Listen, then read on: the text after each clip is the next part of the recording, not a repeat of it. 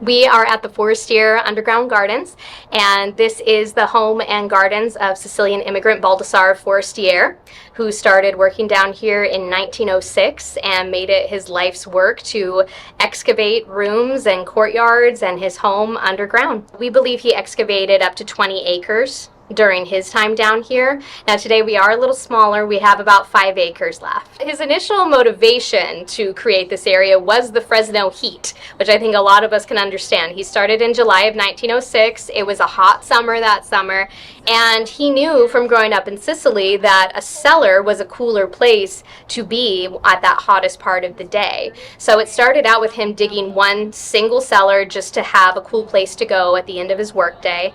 But I think he found inspiration in it, and he found that he liked it so much he decided to expand. So it started with a room for his bed and then a room for his wood-burning stove. And before he knew it, he had a whole home down here. And he was doing all of this with a pickaxe.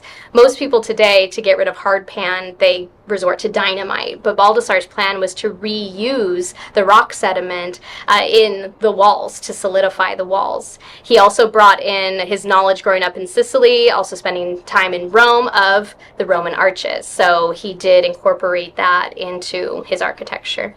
He also discovered that there was a usable soil down here, and he was able to plant those trees that he had intended to plant at ground level underground.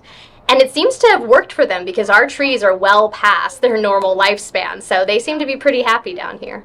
This was made by one man with a pickaxe, a shovel, and a wheelbarrow. It really was his own strength and his own creativity that made this possible, and that's what makes this so unique. I've spent a lot of my life trying to make this a really fantastic place for people to see, and when they leave that they feel inspired. So I like to think that he's, maybe smiling about that.